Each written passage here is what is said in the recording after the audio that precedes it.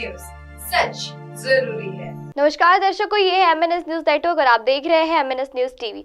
मैं हूं आपके साथ प्राची। तो आइए देखते हैं आज की कुछ खास खबरें। एक नजर डालते हैं आज की हेडलाइंस की ओर। कनाडा में लक्ष्मी नारायण मंदिर के अध्यक्ष के बेटे के घर हुई फायरिंग। पुतिन के गुस्से से थर-थर कांपा यूक्रेन, किया अब तक का सबसे भीषण हमला। कार्गो में मूसलाधार बारिश ने बरपाया कहर, भूकंप के चलते अब तक 60 लोगों की मौत, कई घर जमीन में। आइए देखते हैं खबरें विस्तार से। कनाडा के लक्ष्मी नारायण मंदिर के अध्यक्ष के बेटे के घर हुई फायरिंग। कनाडा पुलिस उस घटना की जांच कर रही है जिसमें बुधवार तड़के ब्रिटिश कोलंबिया में एक हिंदू मंदिर के अध्यक्ष के बेटे के आवास पर फायरिंग हो गई। पुलिस ने कहा है कि फायरिंग को घटना सरे के 80 न्यूज के 14,900 ब्लॉक में लक्ष्मी नारायण के अध्यक्ष सतीश कुमार के बेटे के आवास पर हुई है। हालांकि घटना में कोई भी घायल नहीं हुआ है। Surrey Royal Canada Mountain Police के media relation office constable Parimal Kohal ने कहा है कि अधिकारी अभी भी इस घटना के मकसद का पता लगाने का प्रयास कर रहे हैं। उन्होंने आगे कहा है कि आवास पर गोलियों से कई जगह पर होल हुआ है। इंडियन कनाडा वायरस वेबसाइट के मुताबिक हिंदू कारोबारी के घर पर करीब 14 गोलियां चली है। पुलिस के इस छानबीन के घटनास्थल की जांच कर रही है। पुलिस ने इलाके में कई लोगों से पूछताछ की और सीसीटीवी फुटेज के लिए पड़ोसी के घर पर भी बात की है। सरे आईसीबी सामान्य जांच इकाई जांच कर रही है और घटना के टैंश कैम फुटेज सहित अधिक जानकारी वाले किसी भी व्यक्ति से संपर्क करने की अपील कर रही है। कनाडा में इस साल की शुरुआत में खालिस्तानी समर्थन में खालिफाती समर्थन तत्वों के सक्रिय होने के साथ देश में हिंदू मंदिर और प्रतिष्ठानों के खिलाफ बरामद और हमलों की घटना का विरोध है।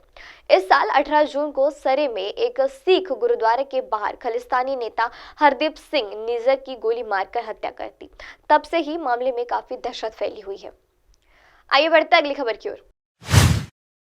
पुतिन के गुस्से से थर-थर कांपा यूक्रेन, किया अब तक का सबसे भीषण हमला। यूक्रेन के अधिकारी ने शुक्रवार को कहा कि रूस ने सबसे भीषण हमले में यूक्रेनी ठिकानों पर 1 से 22 मिसाइलें दागी है और 36 ड्रोन से बराबरी की, जिसमें कम से कम 27 आम लोग मारे गए। वायुसेना के एक अधिकारी ने कहा कि यह 22 महीने से जारी युद्ध में सबसे बड़ा हवाई हमला है। अधिकारियों ने कहा है कि गुरुवार से शुरू हुए इस हमले में एक प्रसूति अस्पताल, ऑपरेटेड ब्लॉक और कई स्कूल नष्ट हो गए। उन्होंने कहा कि लगभग 18 घंटे तक जारी रहे हमले में कम से कम 27 लोग मारे गए और उनके लोगों मतलब दबे पांव 144 अन्य घायल भी हुए। यूक्रेन के सेना प्रमुख वेलेरी जुल्सन ने कहा है कि यूक्रेन वायुसेना ने रात भर में ज्यादातर मिसाइल और शायद ड्रोन को भी मार गिराया। वायुसेना के कमांडर माइकलो ओलवेचन्स ने अपनी आर्थिक टेलीग्राफी चैनल पर यह फरवरी 2012 में रूस द्वारा पूर्व सत्र का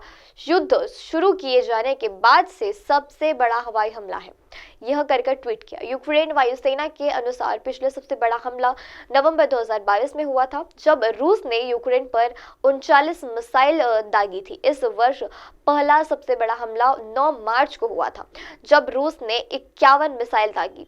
रूस के राष्ट्रीय वॉलंटियर जेलेंस्की ने कहा कि रूसी सेना ने बैलिस्टिक और क्रूज मिसाइल सहित विभिन्न प्रकार के हथियारों का इस्तेमाल किया। उन्होंने सोशल मीडिया मैच एक्स पर एक पोस्ट में कहा है कि आज रूस ने अपने शास्त्र में मौजूद लगभग हर प्रकार के शस्त्र अस्त्र का इस्तेमाल किया है। यूक्रेन के वायु के प्रवर्तक रूबी स्टाइन ने कहा है कि रूस ने यूरोपीय यूक्रेन के विभिन्न लक्षणों पर हमला किया, स्पष्ट रूप से अपने पास मौजूद सभी चीजों का इस्तेमाल किया। अधिकारियों के अनुसार बहस्तरूपी से शुरू हुए हमले लगभग 18 घंटे तक जारी रहे, जिसमें राजधानी कीवी और पूर्वी एवं पश्चिमी यूक्रेन के क्षेत्र सहित 6 शहरों को निशाना बनाया गया। आइए बढ़ते अगली खबर की ओर।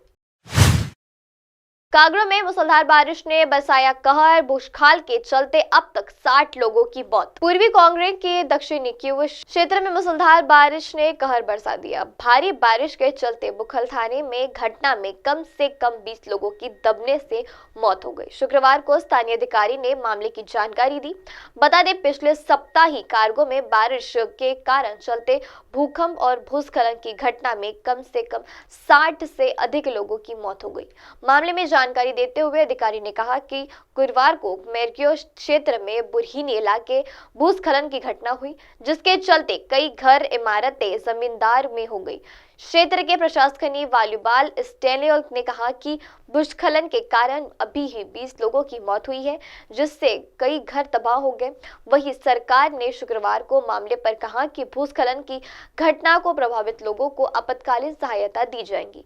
भूस्खलन के कारण जमीन में दबे लोगों को निकालना काफी मुश्किल हो गया है। बता दें कि शुक्रवार को बाढ़ से देश के अन्य हिस्सों भी प्रभावित हुए, जिससे कि राजधानी किंशासा, कार्गो नदी के तट समेत कई हिस्से शामिल हुए। अधिकारियों के मुताबिक मंगलवार को मरगेवी क्षेत्र में कार्योतिक में भूस्खलन से 20 से अधिक लोगों की मौत, यह ताजा घटना सामने आई है। वहीं बुधवार को दक्षिणी किवी के इस इलाके बुकाऊ में मूसलाधार बारिश के कारण हुए भूस्खलन में 21 लोगों की मौत हुई और उनकी जांच अभी भी चालू है। अब आप हमारे न्यूज चैनल को अपने मोबाइल ऐप पर भी देख सकते हैं। मोबाइल ऐप पर देखने के लिए प्ले स्टोर से MNS news TV app download करें। इंस्टा, हाइक, ट्विटर, कुक, फेसबुक जैसे कई सोशल मीडिया प्लेटफॉर्म पर हमारा चैनल उपलब्ध है। आप इसे यूट्यूब पर भी देख सकते हैं, आप इसे यूट्यूब लाइव भी देख सकते हैं www.mnsnewstv.com पर। अब वक्त तो चला है दर्शकों ब्रेक का। ब्रेक से लौटने के बाद देखते रहिए देश और दुनिया की तमाम बड़ी खबरें। बने रहिए MNS न्यूज टीवी पर। नमस्कार।